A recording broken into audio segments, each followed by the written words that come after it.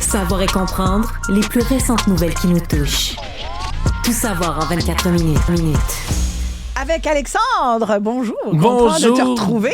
Pareillement, bienvenue à Tout savoir en 24 minutes. Beaucoup d'actu aujourd'hui, Oui. Lisa. Commençons tout ça à Québec parce qu'on a eu des échos aujourd'hui ici dans la province de ce qui s'est passé avant-hier à Ottawa. Je rappelle 7 incidents là, dans lesquels on a un membre du Parti libéral, député franco-ontarien, qui se met à traiter de plein de mal, je vais le répéter gentiment, un chercheur qui est venu expliquer pourquoi il y a un déclin du français qui serait associé, selon les statistiques de Statistique Canada, je le rappelle, à une fréquentation de l'école secondaire, cégep, université anglophone par la suite.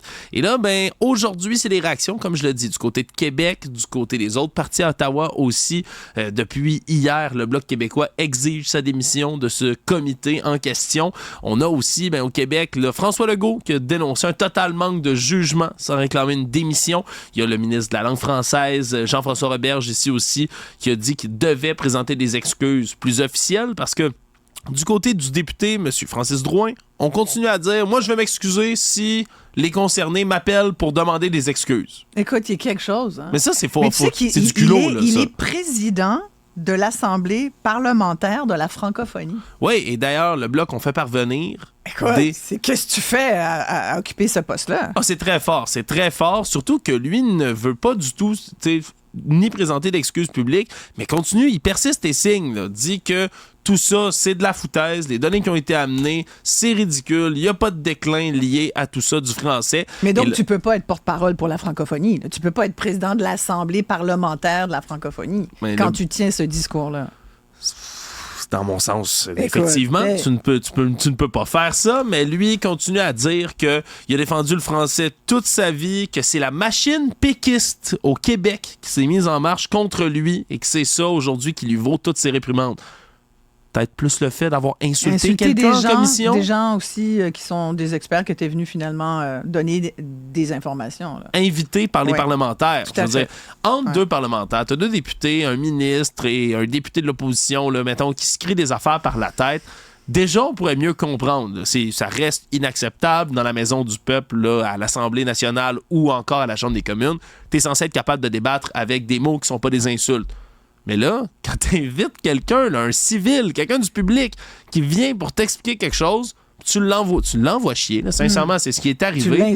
Tu l'insultes sur ces données qui sont des données de ton propre gouvernement, des données de Statistique Canada. Moi, ça, on se faisait traiter de plein de marde, si on aimerait ça. Imaginez ça, que ça vous arrive. Mais dis-moi, là, tu m'as parlé de toutes les réactions là, des parlementaires ici, au Québec, et heureusement, ils ont tardé quand même. Ils auraient pu réagir plus vite, mais bon, en tout cas, on va les prendre quand ça sort. Mais du point de vue des libéraux... On l'appuie. Justin Trudeau, lui, met ça sur le dos là, de s'être emporté de la passion qu'il a pour la défense du français. Le ministre des langues officielles du Canada, M. Randy Boissonneau, lui, juge que la position de son collègue tombe sous le sens. Hein, là, des mots un peu forts, mais tout ce qu'il dit, c'est bien vrai. Non, c'est les libéraux font bloc autour de leur député, ce qui est assez étonnant. Merci. Puis c'est ce qui fait en sorte qu'encore aujourd'hui, là, si c'est excusé, on s'entend, on n'en parlerait plus. Mais là, continue à verser de l'huile sur le feu. Est-ce qu'on est, nous, la machine péquiste du Québec, Isabelle, pour s'insurger contre ça, comme lui le dit? Je pense pas, en tout cas. Ben non. Moi, non, voilà. Pas du tout. Ben voilà, donc c'est une saga, j'ai l'impression qu'il n'a pas fini de faire jaser Isabelle. On verra après ça s'il y aura d'autres conséquences là, pour le député de Rouen. Tout savoir en 24 minutes. Sinon, toujours à Québec, drôle de situation autour d'un des membres, un des piliers du gouvernement de la coalition Avenir Québec, Pierre Fitzgibbon, le super ministre, hein, celui à qui on affluble ce titre-là parce qu'il occupe à la fois le ministère de l'Économie, le ministère de l'Énergie, deux gigantesques dossiers et portefeuilles ici au Québec, qui s'engage pas à finir son mandat en ce moment. Puis dans un contexte où on a des démissions en série du côté de la coalition Avenir Québec, c'est sûr que c'est une très mauvaise nouvelle. Là, parce que M. Fitzgibbon, on comprend. Lui, il dit pas « Ah, je m'en vais demain matin ». Non, c'est ça. Mais quand on lui demande s'il veut se représenter, Ce qu'il préfère dire, c'est moi, je suis ici, je finis des dossiers, puis vous le saurez le matin même si jamais je m'en vais. Si je m'en vais, vous le saurez le matin de C'est même. ça. Avec la verve qu'on lui connaît, M. Fitzgibbon, lorsqu'il répond aux journalistes. Mais c'est une réponse. Il adore les journalistes. Oui, c'est de l'amour pur. C'est On pas le sait. vrai, hein, ça paraît très fort. Ça transparaît tellement. C'est une belle relation. Ça se ressent. C'est tellement une belle relation. Tu vois, j'ai pris les travers de Mario Dumont. Ouais. Tu vu ça? C'est comme de la contre-blague. Ben voilà. Oui, le cynisme poussé au maximum. Exact. On le salue non, c'est des de ses belles vacances. relations. Oui. Allô, Mario. Voilà. Ben c'est quelque chose quand même. Là, lui il disait qu'il voulait au départ s'en tenir à 2 mandats. Il doit tellement être tanné, Alex. On peut-tu se le dire? Ouais, là, il doit tellement parlons être tanné. franchement. Là. Parce que, il doit être à bout, Fitz. Ça paraît il doit être à bout. Je le comprends. On est tout le temps. temps en train de crapigner puis l'écœurer dans ses projets. On peut-tu juste le laisser tranquille? Mais on se comprend parce que c'est un homme issu du milieu des affaires qui est fortuné, qui a eu du succès, qui a été habitué de mener, là, de ce qu'on comprend, des business. Puis quand tu es dans une entreprise privée, c'est toi le boss. C'est toi le boss, là. Amenez-en des usines à batterie. Puis on privatise Hydro, là. Mais c'est normal quand t'es le patron, mais à part, mettons, les lois du pays dans lequel tu te trouves, y a-tu d'autres règles? Faut pas que t'enfreignes. Les journalistes écolos, s'il vous plaît, là, pouvez-vous me donner une petite pause? Là, un peu, puis c'est un peu l'attitude. Je fais la bulle de Fitzgibbon. Ah, c'est bon, ça, dans une bande dessinée. Oui, tu serais bonne pour remplir les cases, justement. Voilà. Et non, c'est quelque chose, puis là, on la sent, cette exaspération-là, depuis quand même là, plusieurs mois, voire des années, parce que lorsqu'il essaie d'entreprendre des projets, amener toutes sortes de choses sur la table, ben, pas qu'il se fait mettre des bâtons dans les roues, mais il fait partie de la politique parlementaire. Quand tu es au gouvernement, il faut que tu t'attendes à ce qu'il y ait des oppositions qui te bombardent, des journalistes qui te posent des questions, et là, t'as moins les coups des franges que quand t'es un boss d'une entreprise privée. Puis c'est normal, tu représentes un gouvernement qui brasse des milliards et des milliards de dollars. Donc, M. Fitzgibbon qui s'engage pas à terminer, tandis que M. Legault, lui, dit qu'il va assurément terminer son mandat, M. Fitzgibbon. On comprend qu'il veut essayer de rassurer la population, les militants, un peu tout ce monde-là. Mais quand même, dans les faits, s'il comptait absolument finir son mandat, il l'aurait dit. Mais il y a des rumeurs, hein? Oui. Il y a des rumeurs persistantes. Ben, qu'il est vraiment... Des fois, à bout. Ça le démange. Ouais, c'est ça. Mais voilà, on verra. On verra si c'est des rumeurs qui se concrétisent parce que je rappelle là, les dernières démissions en liste du côté du cabinet de M. Legault. Le whip en chef du gouvernement, Éric Lefebvre, qui a quitté pour aller se présenter du côté des conservateurs au fédéral. Et c'est Manuel Dionne, là, son directeur des relations médias, qui est parti plus tôt cette semaine. Encore une fois, là, dans les deux cas, on a comme des raisons pour quitter, mais quand même, c'est des démissions, des départs qui laissent des gros trous dans l'équipe Legault. Tout savoir en 24 minutes. Scène ahurissante qui s'est déroulée là, il y a quelques heures à peine au palais de justice, alors qu'on avait le comédien Gauchi Boy au palais de justice de Laval qui s'en venait recevoir sa sentence pour agression sexuelle. Lui qui a été retrouvé coupable de cette agression sur une ancienne fréquentation là, en 2018. Et là, ben... il venait, lui, avec sa marchette. Là, il a des ennuis de santé, donc marche avec sa marchette dans le palais de justice. Et là, fâché de voir des journalistes dans sa face, prendre des photos, filmer des images, il a lancé littéralement sa marchette sur le photographe du Journal de Montréal. On peut regarder les images, Isabelle. Pensez-vous, Carlis, c'est dans mes yeux. Hey, t'as lancé ta marchette. T'as lancé la marchette sur le photographe. C'est un bois de fait, ça. Ouais, mais vas-y, là, ton bois de fait. Carlis. Tu m'as fait mal, là. Tu m'as fait mal. Non, mais pas Là, confrontation, on voit d'autres journalistes qui courent aller chercher un constable spécial et il a été arrêté par la suite. Là, c'est ce qu'on entend, le journaliste dire « Hey, tu m'as fait mal, blessure légère, heureusement pour notre collègue. » Bien agressif. Mais c'est qui dit, là, il l'a mangé vraiment en plein sa jambe. Là. Il y a des constables spéciaux qui sont arrivés, qui sont venus l'interpeller, qui l'ont placé en arrestation. Là. Ben, il la sent, à cause de ça? Ben absolument, parce que tu peux pas faire ça nulle part. Hein? C'est un voie de fait. Tu peux encore moins faire ça dans un palais de justice. Donc, ça a suspendu là, l'audience de manière temporaire. Mais dans les dernières minutes, Isabelle, finalement, on a eu sa sentence. 21 mois de prison pour l'agression sexuelle du côté de Gauchi Boy. De son vrai nom, là, Ugokchu Chijoke Onyechekwa. Voilà, je l'ai bien le prononcer. C'est assez difficile. Merci. Donc, une sentence qui tombe, mais c'est surtout de la violence encore dans les palais de justice contre un journaliste aussi. Il y a toutes sortes de choses dans cette affaire-là. Le président de la FPJQ a d'ailleurs réagi aujourd'hui, la Fédération professionnelle des journalistes du Québec, en disant que c'est inacceptable, encore une fois, qu'il y ait de la violence projetée envers des journalistes. Parce que je rappelle, t'es quelqu'un au palais de justice, tu te fais accuser de quelque chose, t'as beau être bien frustré, pas content, puis en plus, t'es des journalistes qui te prennent en photo, t'as beau haïr ça, cette personne-là fait son travail, c'est son gagne-pain, il est là pour ça. Tu peux pas l'agresser pour ça. Là. Mais je retiens aussi 21 mois de prison pour agression sexuelle. Donc, il a été trouvé coupable avec une sentence de prison. Il va probablement, on va voir, c'est parce que s'il lance des marchettes en prison, il va rester là plus longtemps que peut-être qu'il espère. Ouais, je sais pas il va peut-être se faire placer aussi. Tiens. Je sais pas si tu te fais donner autre chose que ta marchette ou une marchette alternative moins rigide peut-être en prison. Faudrait poser la question, je me le demande. Savoir et comprendre, tout savoir en 24 minutes. Toujours dans les affaires judiciaires, c'est un témoignage déchirant qui a été entendu aujourd'hui au Palais de justice de Montréal. Le témoignage d'une mère dans ce dossier, là, cette histoire de Lachine qui est absolument ahurissante, dans laquelle, je rappelle, Véronique Manceau, une femme de 38 ans, a été trouvée coupable là, de meurtre premier degré, donc ne pourra pas s'en tirer avant la sentence maximale en 25 ans sans possibilité de libération conditionnelle, parce que c'est une histoire ahurissante, je le dis. Et la mère a lu un texte devant la coupable dans cette histoire-là, Mme Manceau, déchirant, dans lequel elle décrit son fils comme un jeune homme là, drôle, gentil, qui aimait la vie, même s'il avait pris quelques mauvaises décisions dans sa vie. Parce que Jimmy Métaux, 27 ans, s'était rendu là, en 2021 dans la résidence de Mme Manceau, là, qui se trouve à Verdun.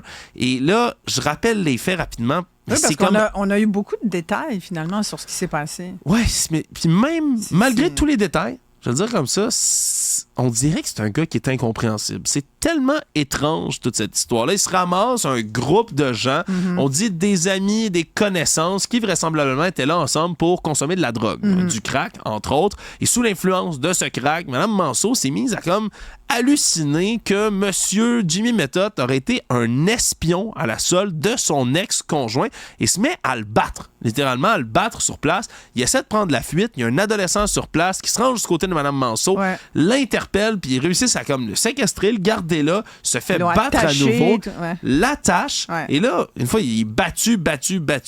Ils veulent lui servir un dernier repas. C'est comme ça qu'il présente un pâté au poulet Saint-Hubert qu'on lui sert congelé.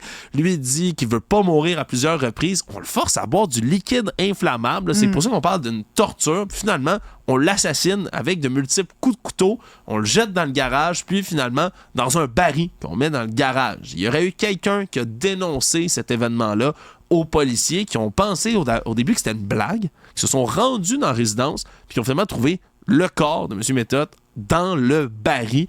Vraiment un crime sordide qui s'explique excessivement mal. Là, comment un souper comme ça a pu dégénérer une soirée entre connaissances, entre amis, à ce point-là. Vraiment, vraiment un drôle de cas. Véronique Manceau qui est restée, elle, impassible de marbre durant tous les témoignages. Il y a les sœurs également là, de la victime dans cette histoire-là qui sont venues parler aussi, expliquer la situation, mais on est resté impassible du côté de Mme Manceau, qui s'est toujours pas confié sur le pourquoi du comment cette histoire-là est survenue, Isabelle. Vraiment un crime étrange, sincèrement. Et gratuit. Ben, ce qui nous semble gratuit. Après ça, il va falloir réfléchir. Consommation de drogue, là, c'est un problème qui s'étend au Québec pour toutes sortes de consommations, particulièrement chez les populations vulnérables, dans les rues. Là, on parle du CHSLD là, dans le centre-ville de Montréal où il y a du crack qui se vend parmi les usagers. Situation inquiétante. Là. Je veux pas qu'on se remette à faire comme le war on drugs qu'il y a eu aux États-Unis, puis l'espèce de diabolisation excessive qu'il y a eu autour des drogues comme ça, mais clairement que dans des situations comme celle-là, c'est pas étranger complètement là, aux épisodes de violence comme on a pu voir. Tout à fait. Savoir et comprendre, tout savoir en 24 minutes. Ils s'envolent-tu des autos ou pas? Écoute. Honnêtement, c'est tellement hallucinant de voir que c'est un problème. 15 Forerunner de Toyota par jour. Par jour? Ouais. c'est... Pour ne nommer que cette marque de voiture, mais il y en a plein d'autres. Ben, il y en a plein d'autres C'est qui fou se font quand même. voler. Puis là, on parle de la région de Montréal, mais partout là, sur les deux rives, c'est le même phénomène qui s'observe, là, qu'on soit sur la rive nord, sur la rive sud, à Laval. Et c'est surtout des voleurs qui sont de plus en plus audacieux là, pour réaliser leur vol. La technologie aussi de leur côté. Et rapide. Oui, parce que c'est ce qu'on rapportait entre autres ce matin dans le Journal de Montréal. 7 minutes pour voler un VUS à Ouais. peu près à Longueuil. C'est ce que ça a pris à des voleurs qui se promènent, qui font du repérage en voiture, qui regardent des endroits où il y a l'air d'avoir une maison qui est soit inoccupée, soit que les occupants dorment. Et là, tard dans la nuit, passe à côté de l'auto, essaye les portes. Souvent, il y a des gens qui barrent même pas leurs portes. Hein? Ça, c'est Exact. première étape pour se faire voler un véhicule. 40% des gens n'ont pas de mesure anti-vol du tout. Là. Ouais, Hein? mais en même temps, ça, je trouve ça fou. C'est des mesures Ouais. anti-vol. Avant, il y en avait qui venaient dans les autos puis tout, mais est-ce que c'est le fameux retour de la barre qu'on met Moi, sur je le pense volant? que ça, au moins, c'est une méthode. On parle aussi il y a le boîtier anti-vol, il y a toutes sortes de nouveaux bidules maintenant, nouveaux outils. Tu sais, mais il y a une certaine époque, là, tu barrais pas tes portes, là. Ah, Puis ouais. il y a certains coins au Québec, là, tu barres pas ta porte de maison, tu barres pas ta porte d'auto. Mon père est de cette T'sais? école-là, puis ça m'a toujours fait paniquer. Lui, T'sais? il vient du bas du fleuve, c'est un gars de Rivière-du-Loup, puis il dit ouais, Bon, moi pas j'allais là. barrer mes Ben portes. non, Qu'est-ce que c'est c'est ça. ça? Moi, je suis tout le temps en train de dire barre tes portes. Là, Exact. Personne va partir avec mon auto. Tu sais, c'est... Mais moi, écoute, en ce moment, là, on ferme notre porte à clé durant la journée parce que dernièrement, il y a quelqu'un qui est rentré en plein jour chez moi, Dans la maison? dans la maison. Quoi? Ouais. C'était un livreur, mais sur le coup, puis ma Ok, petite ok. était seule avec une amie, puis mais on savait pas, tu sais, quand même. Mais il est rentré, puis OK, il est rentré dans la maison. Il était comme. Le livreur est rentré dans la Il est maison. rentré. Tu sais, quand tu dis C'était-tu un le 0 livreur, étoile? il est à l'aise. C'est-tu un 0 étoile sur Uber Eats, un 0 $ de type par Et hasard, aïe, ce aïe, cas-là? ouais. En tout Ouais. cas, il était véritablement à l'aise. Et depuis, mais ça a comme effrayé un peu ma fille. Et puis depuis, on se dit, bon, on va parer. Sauf que t'es pas habitué. Fait qu'à chaque fois que je veux rentrer, la journée, j'ai comme, la porte est barrée. Oui, ça. Puis c'est peut-être un mais réflexe tu sais, à prendre, malheureusement. Voilà, c'est un réflexe à prendre. Puis système d'alarme, il faut s'équiper parce qu'eux sont équipés. Ouais. Puis ils ont des systèmes maintenant qui détectent aussi les clés électroniques, tout ça. Ça, bien c'est le fun, fascinant. mais C'est fascinant C'est parce ça, qu'ils peuvent là. passer, là, mettons votre clé dans l'entrée Ouais. dans la maison. Tu sais, votre clé intelligente qui vous Exact. permet juste sans contact, vous êtes dans votre véhicule, vous pesez sur le bouton, tant que la clé est là, ça marche. Le problème, c'est que le signal de la clé, il est plus large que ce qui paraît. Là. C'est pas il juste. peut être à l'intérieur. Moi, je m'étais fait expliquer, il peut être à l'intérieur, là, sur ta petite table dans ton entrée. Voilà. Là, puis ils sont capables de l'attraper. Exactement, il l'attrape puis il clone. C'est Ouais. comme ça qu'on s'en sert pour Exact. voler beaucoup de véhicules. Ouais. Puis avec une facilité déconcertante. Là, comprenez que si quelqu'un a ça dans les mains, ça prend quelques minutes, attrape le signal, copie. Il n'y a pas besoin là, de faire comme dans les films, là, le hot wire, comme on dit, là, Ouais. d'aller en dessous, de bricoler des fils, faire partir de ton auto. C'est fini ce temps-là. Là. On fait plus ça. Ben non. On clone votre clé, puis il peut partir, puis continuer à Même opérer plus- votre Et véhicule si par la vous vous suite. faites défoncer avec un bat de baseball, ce qui arrive aussi, là, vous savez que c'est pas un professionnel. Non, c'est ça. C'est des gens qui, de Parce que les plus en plus... professionnels, ils font pas de dégâts.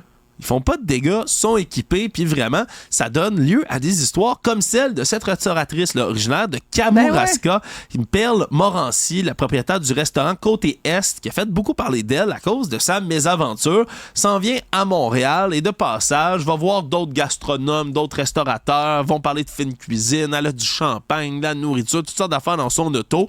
Elle a un VUS qui est assez facile à identifier. Bam, se fait voler toutes ses affaires.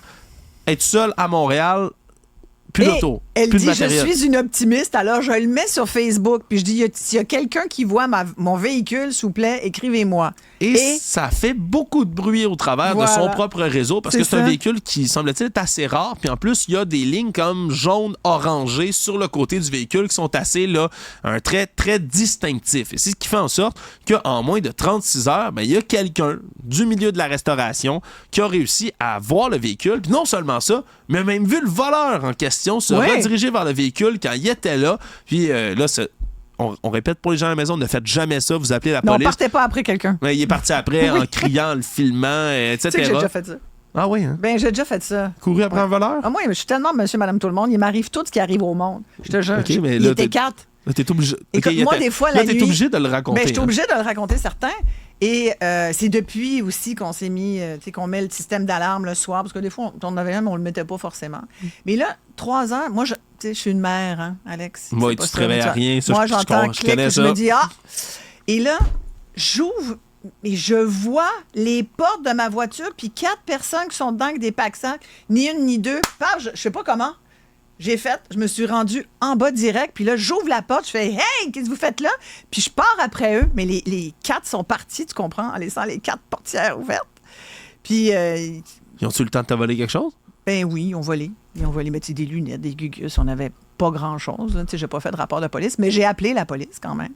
T'as-tu réussi à en attraper un? Et Nu-pied dans la rue? Non, ils n'ont pas réussi à attraper qui que ce soit. Mais ils toi, m'ont t'as dit, réussi. T'as pas réussi à en prendre un par le faites collet? jamais ça! Qui m'ont dit. Oui, avec raison. C'est une très mauvaise idée de partir après. Vous savez pas, il y aurait peut-être un couteau, une arme et tout. J'ai dit, finalement, vous n'avez pas tort, finalement. Alors, ne le faites pas. Je ne le ferai pas.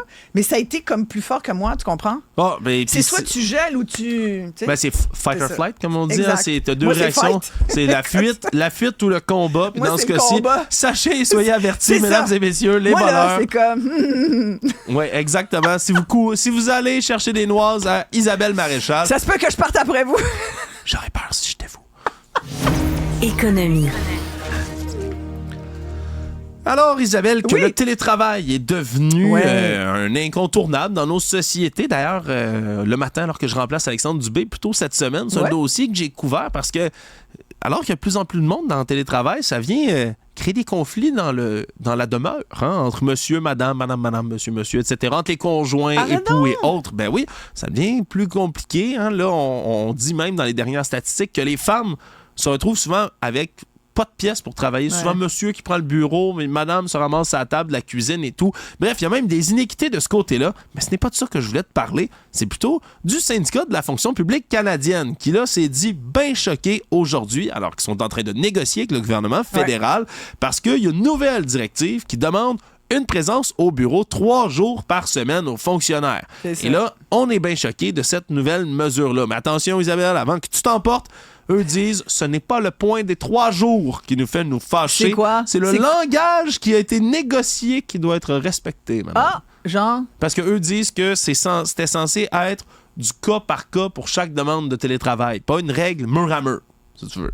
Là, ils disent, on nous a pas consultés. On aurait aimé ça être consultés aussi. Oui. Mais tu sais, je le disais un peu tout à l'heure, c'est la prochaine, à mon avis, là, c'est le prochain gros dossier qui va occuper les syndicats. C'est la question du télétravail. Parce que la pandémie, depuis 4 ans, nous a montré que même si pendant 20 ans, en tout cas, moi j'en ai parlé ça fait 20 ans que je parle du télétravail parce que les spécialistes de ressources humaines le disaient, il y a des bénéfices à ça. Et si on n'avait pas eu cette pandémie, probablement qu'on ne serait pas là aujourd'hui. Mais non. Et c'est la pandémie qui nous a forcés à nous adapter. On s'est tellement adapté. On apprend vite quand même l'humain. On s'est tellement adapté qu'on est devenus les champions du monde du télétravail. Exactement. Puis quand tu regardes les sondages, ils sont inversement proportionnels entre les employés souhaitent rester à la maison le plus souvent et les